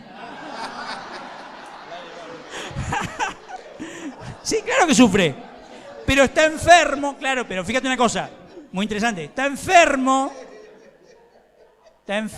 y entonces saca placer del sufrimiento, que no es la idea de la Biblia. La idea de la Biblia no es que me llegue a gustar. Porque en la incomodidad, en el dolor, en la lágrima que genera el sufrimiento, está mi posibilidad de dejarme transformar por Dios. Como decía la hermana, en dejar al alfarero trabajar. Sí. ¿Qué recomendaría o de qué forma recomendaría encarar cuando es necesario a veces tratar el apego a la melancolía del sufrimiento? Porque tenemos ese sufrimiento que se aferra y se apega. Claro. Creo que comprendió la... No, perfectamente, porque a ver, hay gente que hace de un sufrimiento la razón de su vida. Pero no Dios la razón de su vida, sino el sufrimiento. Porque, por ejemplo, hay muchas formas de dar lástima, ¿cierto?, ante uno mismo, tener autoconmiseración, dar lástima a otros, sí, totalmente. Bueno, ahí, digo, si es un trabajo pastoral de por medio, hay que trabajar para que la persona salga de ese lugar, que no es un lugar redentor. No es un lugar redentor. Es un lugar justificador, es un lugar a veces de comodidad. Interesante los milagros de Jesús. Jesús cuando sana, cuando hace milagros, es muy desafiante. ¿Por qué? Porque por ahí prefiero quedarme chueco. ¿Viste cuando dice, por ejemplo, pero Jesús hace preguntas tontas, ¿qué le pasa? ¿Quiere ser sano? Es que a veces no quiero. Porque es más cómodo tener una razón para decir, no puedo, no sé, no me hago cargo, soy una víctima. Bueno, son todas miradas equivocadas del sufrimiento que aparecen y que uno... A ver, una cosa más quiero decir, que me parece que es otra clave del sufrimiento en la Biblia. Léete todo el Nuevo Testamento. El Nuevo Testamento, el sufrimiento siempre va de la mano del gozo. Siempre. Hay un libro precioso, un hermoso comentario a Filipenses que se llama Gozo y tristeza en Cristo. ¿Por qué? Porque Filipenses es una carta que Pablo le escribe de la cárcel en un momento re negro de su ministerio, horrible, y él habla de la tristeza que tiene y del gozo que tiene en Cristo. Es decir, la tristeza que es la emoción lógica de algo que no anda bien, y el gozo de saber lo que Dios está haciendo por encima de eso, a través de eso, más allá de eso. Entonces, gozo y sufrimiento van juntos en la Biblia. No va gozo y melancolía. Digo, sufrimiento y melancolía, como diciendo, no, somos unos pobrecitos, que también el cristianismo robó con eso, ¿eh? Sí. ¿No es cierto? Decir, no, pobre, sí, tenemos que ser siempre tristes, ¿no es cierto? Ese es un buen cristiano, siempre triste. No, para nada. Creo que había una... Hola. Ahí. Sí. Ahí se apropiaron de un... Sí. Bien. No, lo que quería decir es que el 90% de las prédicas o las ponencias obvia el tema del sufrimiento. Es como que no tiene rating. Claro. Sí. Y bueno, nos ayudaste hoy a menos a mí a ver Bien, de esa manera. Sí. No, pero a ver, yo te digo que es una falta grave de nosotros como iglesia cristiana, porque el Nuevo Testamento habla mucho. Pero es lógico que hable mucho porque es una realidad humana muy presente. Porque no es que vos te vas a encontrar con personas que sufren y personas que no sufren. Si ahora nos paráramos acá en la puerta, cada uno, antes que se vaya, decir, bueno, contame los 3 sufrimientos más importantes de tu vida. Dice, ¿3 solamente? ¿Te puedo contar 18? O sea, es así. Porque, y claro, al invisibilizarlo teológicamente al sufrimiento, es terrible lo que hacemos. Somos malvados al hacer eso. Porque en primer lugar no consolamos a la gente que sufre. Porque ¿qué le vamos a decir? ¿Que está en pecado? ¿Que no tiene suficiente fe? Y entonces no hay consuelo de Dios. Y no se da esa dinámica sanadora que trae el consuelo de Dios. De decir, sí, sufrí, me tocó esto, fue parte de mi vida. Y le doy gracias a Dios porque también a través de eso Dios ha hecho esto y esto y esto. Ese sería el enfoque. Pero estoy totalmente de acuerdo con vos, cada vez menos, o sea. ¿No? Sí. Allá y acá. Sí. Si sufren de la manera que agrada a Dios, ¿no? Sigan haciendo lo correcto y confíenle su vida a Dios. Amén. Quien los creó, pues Él nunca les fallará. Qué lindo. Creo que es una buena respuesta a la pregunta del libro, ¿no? Claro, exactamente. Seguimos sufriendo, pero por ahí como le agrada a Dios, ¿no? Con la disposición del corazón de poder aceptar esto. Y la gente que sigue buscando con preguntas, ¿por qué a mí? ¿Qué hice? Añade cuchillos a ese dolor que sigue sintiendo. Sí, totalmente. ¿No? Totalmente. Y es como, yo creo que cada uno de nosotros siempre escuchó esto, ¿no? Porque a mí, y otra vez, y le pregunto a Dios, y yo digo, no preguntes más. Claro. ¿No? Te tocó, es como lo mismo, ¿no? Te tocó este momento así y hay que seguir para adelante. Buscar la mejor manera de transitar esto y encontrar las fortalezas en las debilidades. Muchas gracias. Sí, hay varias acá. Acá tengo una, se la prometí a la hermana. Ah, bueno. Bueno, pastor, quizás no comprendí esta parte de que entonces como cristianos nosotros podemos encarar ese sufrimiento, que uno se para de sufrir, porque mucha gente, como somos pastores, todo eso, necesitan consejos, orientación, todo eso, pastor, por favor. Sí, yo, diría en el tiempo que tenemos acá, brevemente, lo primero que uno tendría que decirle a una persona que sufre es que es lógico que sufra, que es normal que sufra. No le está pasando nada extraordinario, no estás sufriendo un castigo de Dios, estás viviendo tu condición humana. Y eso, primera cosa. A ver, yo no soy Dios para saber si Dios está castigando a alguien o no, pero calculo que en la mayor parte de las veces, el 99% de los casos, sufrimos porque somos seres humanos y fuimos concebidos en este mundo, que es un mundo de maldad, de pecado, que la Biblia dice que está bajo el maligno, etcétera, etcétera, etcétera. Yo, primera cuestión. Segunda cuestión, trataría de guiar a la persona a convertir ese sufrimiento en una fuerza redentora que le permita sanarse él y sanar a otros que están pasando por angustia y dolores similares. Hay una cosa interesante, el sufrimiento, el famoso escritor cristiano C.S. Lewis dice que el sufrimiento es el altoparlante de Dios. Dios en general habla, pero a veces grita. Y muchas veces el sufrimiento nos sensibiliza para pensar en nuestra propia vida y qué cosas de nuestra vida deben ser cambiadas, qué actitudes deben ser modificadas, qué puedo hacer por otros. Acá habría muchas cosas para decir. Primero voy a decir dos solamente. Primero, transformemos el por qué en un para qué. El por qué siempre mira para atrás. ¿Por qué me pasó? Entonces tengo que mirar para atrás y decir, a ver, es una pregunta tonta, en general no tiene ninguna respuesta. Muy difícil darse vuelta y decir, a mí me pasó esto por esto. Casi nunca pasa. Salvo que me hayan dicho, no manejes borracho a 200 kilómetros por hora y yo lo haya hecho, digamos. Y me haya estrellado contra una columna. Entonces puede ser que le encuentre una razón. Pero en general el sufrimiento común, habitual que tenemos, uno mira para atrás y no encuentra. Ahora, el para qué es más rico, porque el para qué mira para adelante y dice, ¿qué puede hacer Dios con esto? Con esta condición que tengo, con este dolor, con esta necesidad, para adelante. ¿En qué lo puede transformar? Y por lo tanto transformarme a mí. Que esa es la gracia.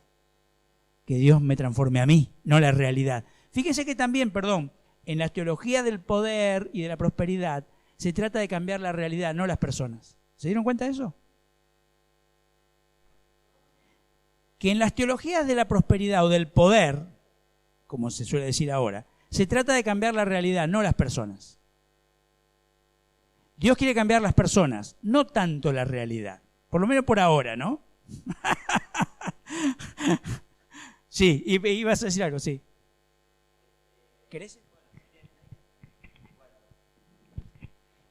¿Cómo está tan impregnada este tipo de teología retributiva en nuestras iglesias? Sí. Y hablando de nuestra propia denominación, estamos nosotros trabajando con un matrimonio joven que no pueden tener hijos y los dos tienen dificultades.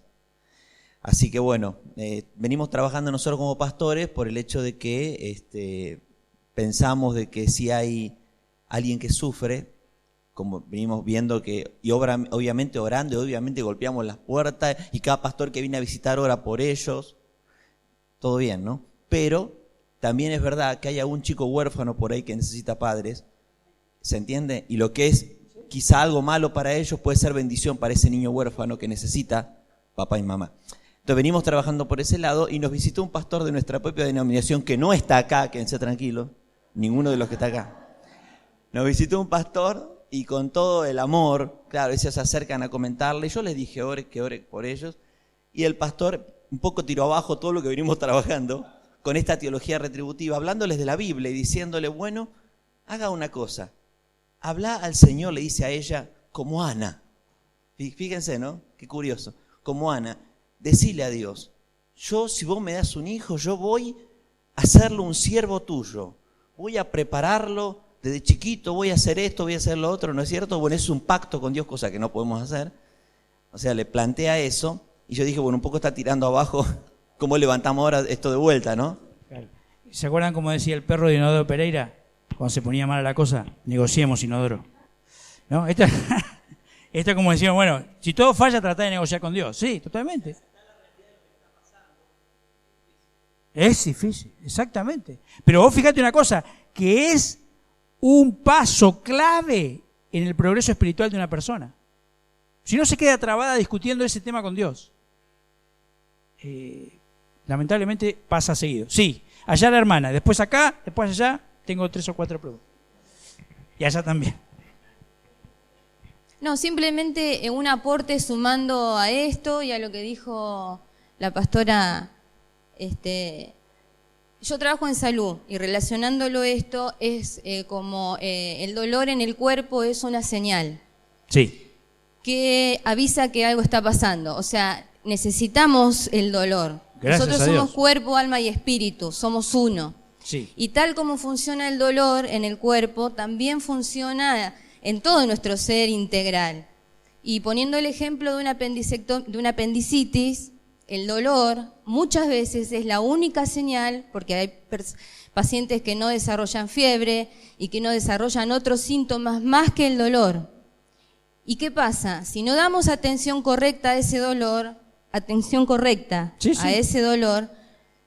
puede haber consecuencias aún hasta la muerte. Sí. O sea, hay maneras correctas de tratar el dolor y maneras incorrectas de tratar el dolor, Claro. pero hay que tratarlo. Así es. Y así es. muchas veces, siguiendo el ejemplo de la apendicitis que ha pasado, tomamos un analgésico y el dolor desaparece, pero no desaparece el problema que está causando Claro. ese dolor. Claro. ¿Y qué pasa? Esa persona llega al quirófano por otros medios, ya no por el dolor, sino que llega al quirófano y cuando se abre a la persona se encuentra en una sepsis, Claro. esa persona termina en terapia y muchas veces muere Claro.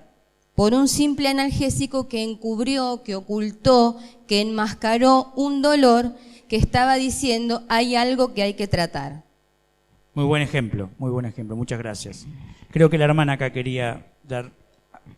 Solamente me encanta esto porque creo que como pastores fallamos muchas veces en este consejo confrontativo, ¿no? De tratar de descubrir. Ahora, mi pregunta viene a la realidad que yo veo en el pastorado, es que casi, no quiero poner un número, pero muchísimas de las veces la persona viene con sufrimiento causado por su propio pecado, ponele pecado o falta de sabiduría, sí, mala administración, y uno, a ver, mi pregunta es, porque me parece ofensivo hablarle a la persona que está sufriendo con una tragedia que no lo podemos explicar y abrir la boca como los amigos de Job.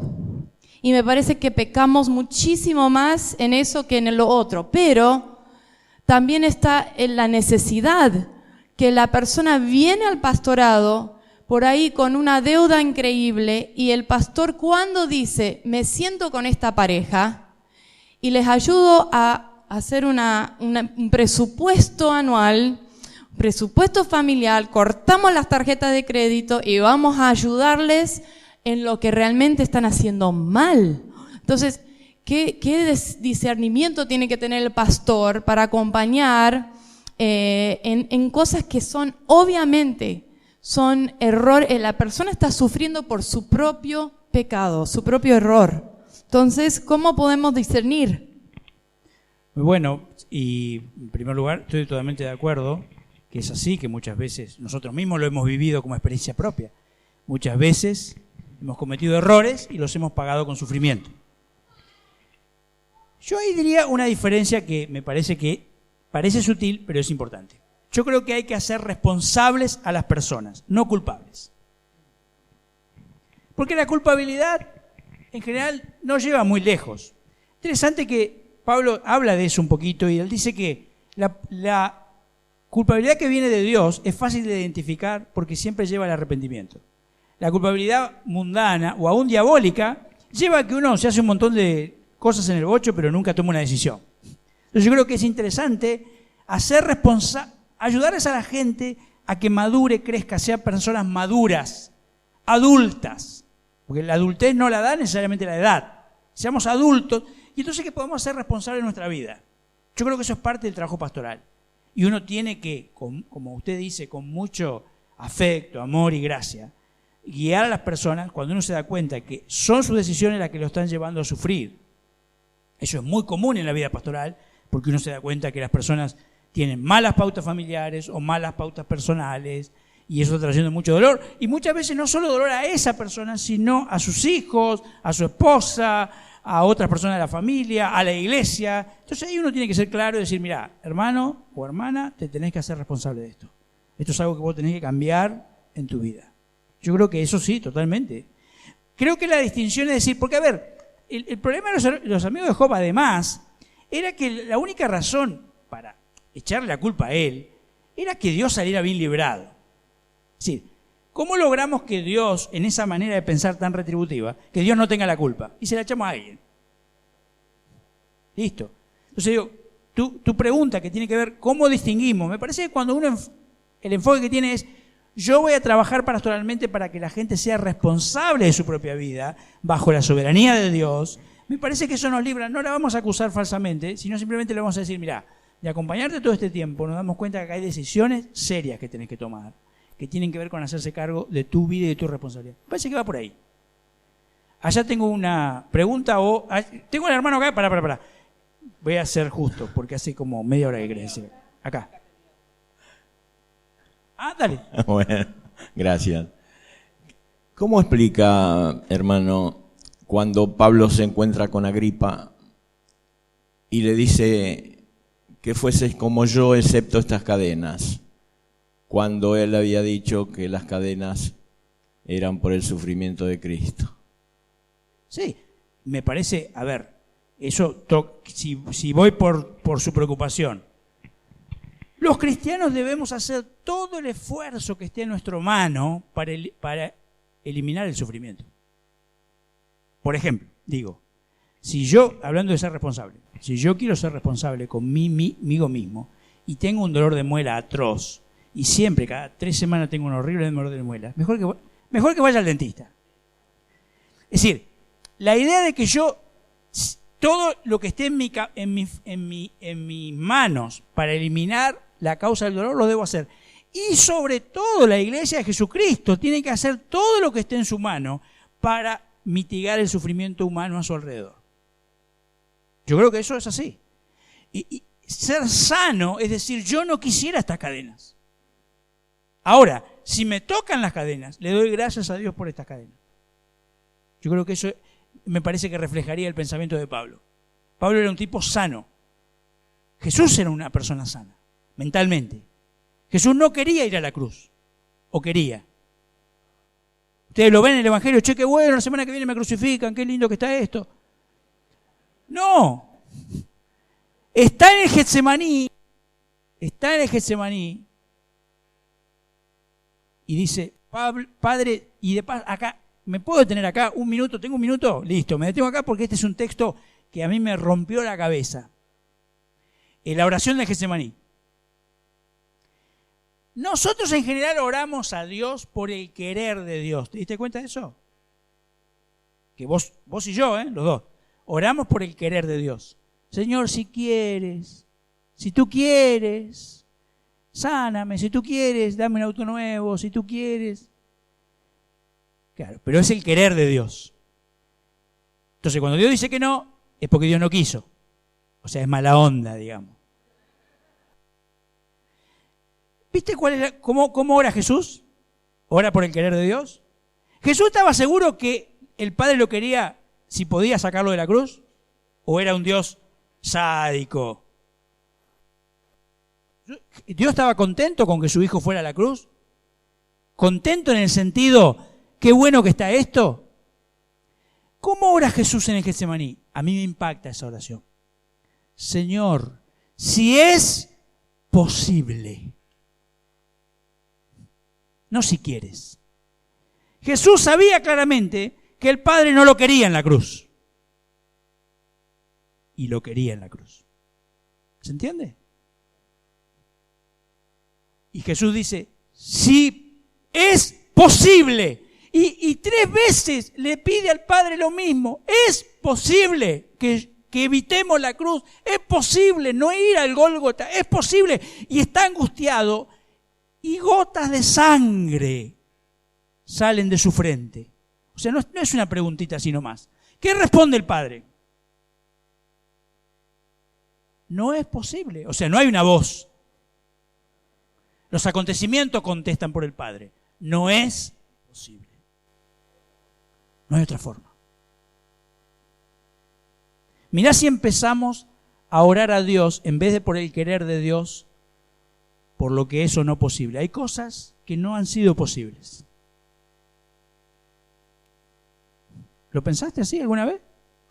Nos podemos quedar pensando eso. Para Dios en nuestra vida hay cosas que no han sido posibles. posible de acuerdo a lo que Dios se propone, que es redimir el cosmos, no solamente a los evangélicos, el cosmos, y reunir todas las cosas en Cristo. Dios es un Dios que ha decidido salvar de un modo. Porque le podría haber dicho en Getsemaní, sí, poder se puede. Volvemos todo para atrás, destruimos a toda la humanidad, quemamos todo. No, yo quiero salvar, quiero redimir. No es posible. Fuerte, ¿no? Porque digo, también es una oración para hacer nosotros cuando estamos en medio de dolor, decir, Señor, ¿es posible? ¿Es posible sacarme el astigmatismo? Me voy a ahorrar en anteojos un montón de plata de acá hasta que me muera. Y hay muchas cosas que no son posibles. Si Dios va a redimir como Él quiere redimir. Si va a salvar como a Él le gusta salvar. Como tiene que ver con su carácter, con su forma de ser. Si no te hago hablar, me voy a ir con culpa. Hoy no duermo, mira. Hola. El libro de Job, cuando termina, dice que él es bendecido y duplicado. Me encanta hermoso cómo termina. Y le haría esta pregunta. ¿Usted cree que el sufrimiento sería una oportunidad para crecer? Sí. Y si es así, ¿cómo uno tendría... Bueno, le comparto, un poco en la iglesia nosotros hemos estado trabajando sobre el sufrimiento. Tengo su libro. Lo leí, me ayudó mucho personalmente. Y uno empieza a descubrir un poco de eso. Muchas veces ese lugar de ese fracaso capaz es el lugar de la oportunidad que uno tiene. Y es increíble cómo uno puede desarrollar y crecer, y creo que es algo muy bueno, y cómo lo podemos ir... Las cosas que Dios hace con nuestro dolor, las cosas que Dios hace con las cosas que inventa, cuando le dejamos inventar cosas con nuestro sufrimiento, son apasionantes. A mí me encanta hablar con personas que han pasado por sufrimiento muy profundo y lo han sabido manejar, porque es lo que florece la vida de la persona y lo que florece su entorno, es impresionante. Y uno no sabe lo que va a florecer. Pero sí, es el lugar crítico. Y todo el Nuevo Testamento lo dice, es el lugar crítico. La Biblia dice una cosa más extraordinaria todavía, mirá, ya me tentaste. Porque dice una cosa interesante. Dice que el sufrimiento hasta a Jesús lo hizo crecer. Y por cuanto padeció, aprendió. Tremendo. Hasta él sacó provecho de haber sufrido. Aprendió. Aprendió la obediencia bajo sufrimiento. Una cosa que él no sabía, porque no la había vivido. Aprendió a obedecer bajo sufrimiento. Tremendo. Alguien más que hoy no duerme si no dice lo que tiene para decir. No, ¿Tengo que terminar? Sí. ¿Se puede? Dale. Ok. Primero pido disculpas porque en realidad tal vez haga una pregunta que esté respondida con la fundamentación, porque por una urgencia llegué tarde, pero no puedo dejar de hacerla. Prefiero pasar papelón, digamos. ¿Está bien? Pero la conclusión la veo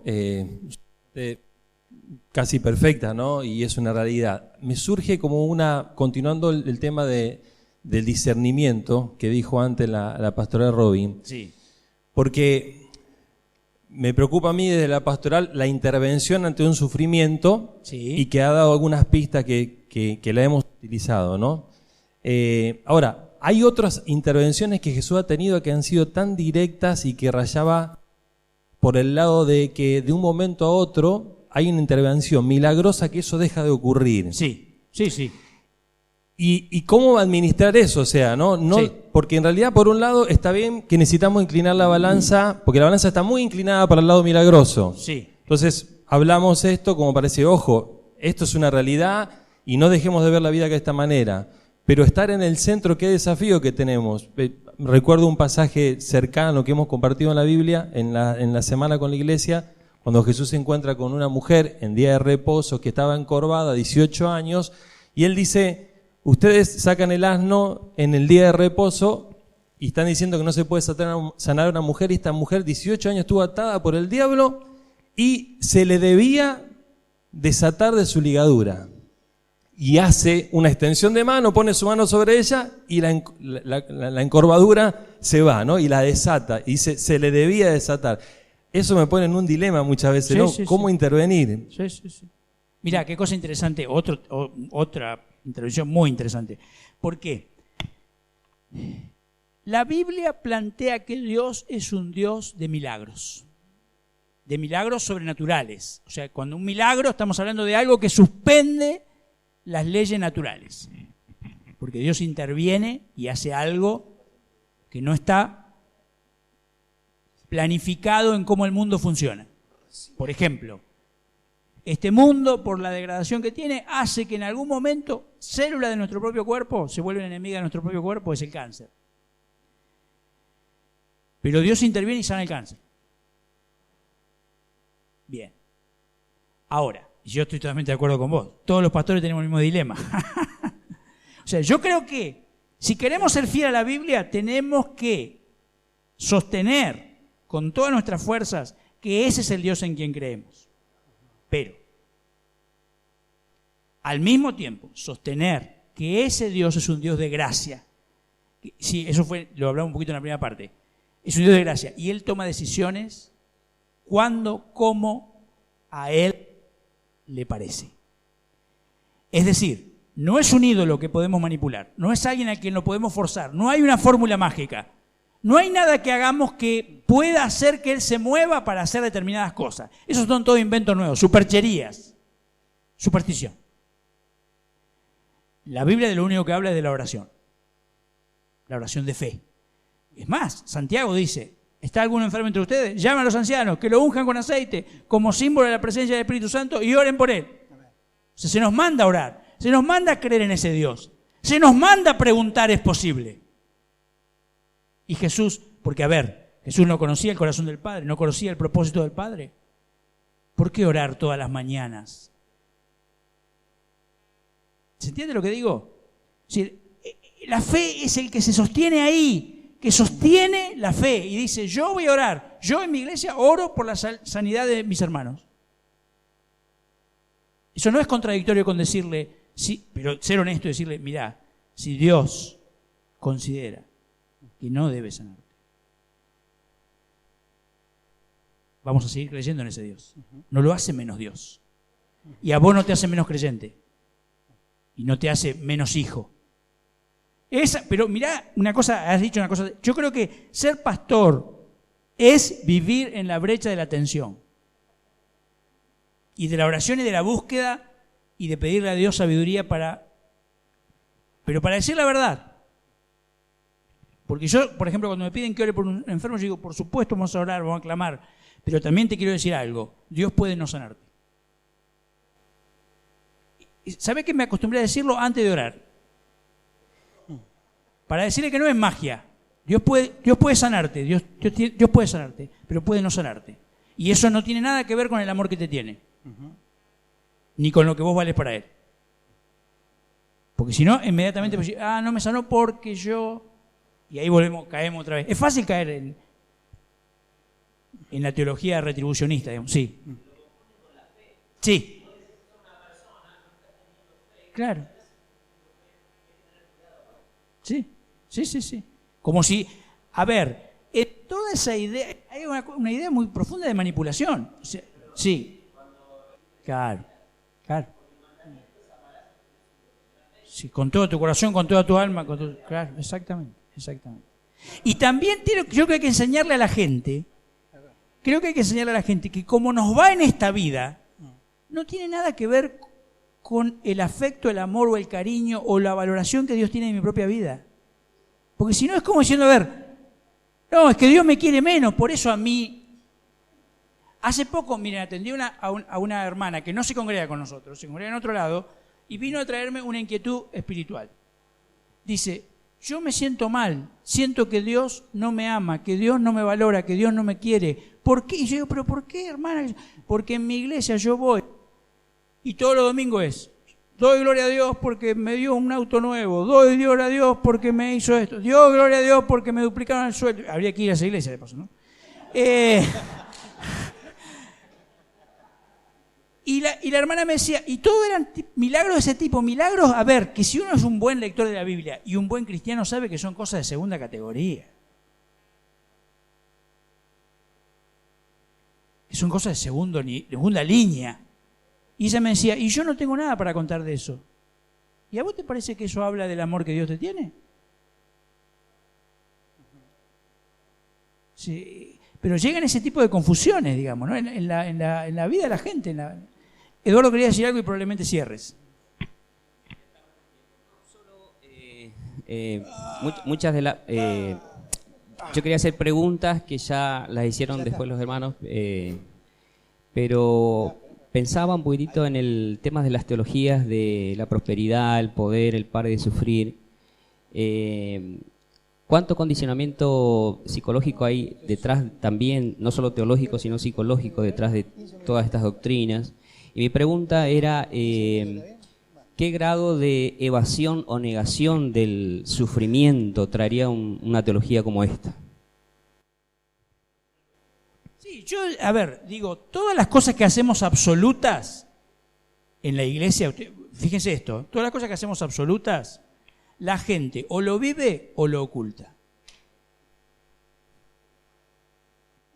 ¿Por qué? Porque es absoluto. O sea, si en nuestra iglesia está bien visto usar un sombrero de copa rojo y yo no tengo, no voy a ir a la iglesia, no sé, me voy a esconder, lo voy a ocultar. ¿Por qué?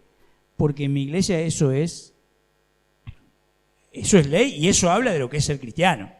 Entonces, si yo estoy sufriendo y Dios no me sana, o no me prospera, o no me esto, no me lo otro, y me congrego en un lugar donde todo el día me dicen eso, y me dicen eso, y me dicen eso, y yo no tengo el milagro que se supone que debería tener, lo voy a ocultar. Voy a mentir. Voy a decir que estoy con gozo, voy a decir que estoy en victoria. ¿Por qué? Porque es la manera de tener el password ahí, en ese lugar. Ahora, si somos una iglesia más honesta, donde admitimos que realmente podemos tener dificultades, podemos llevar dolores a través de toda la vida. ¿Ustedes no conocen personas cristianos sinceros que han arrastrado un dolor toda la vida? Un sufrimiento, una situación tremenda, a veces trágica. ¿Y qué brillo de gloria hay en esa persona que lo vive con fe? Y exactamente, y no necesita ocultarlo. ¿Por qué? Porque la iglesia es una iglesia amorosa que lee la palabra de Dios, la interpreta bien y dice, esto es parte de la vida cristiana. Acá no hay ningún derrotado espiritual. No, totalmente. Y yo te digo una cosa, genera liberación decirle a la gente estas cosas. Libera, sana. ¿Por qué? Porque el hermano puede decir, porque además del dolor que la vida trae, la persona tiene la culpa de no ser un buen cristiano, de no ser amado por Dios, de ser una persona de segunda categoría, de no tener fe. Y cuando le decimos estas cosas, pero no porque las decimos nosotros, porque leemos la palabra de Dios y decimos, la palabra de Dios dice esto, la persona dice, qué bueno. Qué bueno que no era como me decían. ¿Cierto? Gracias. Gracias a todos.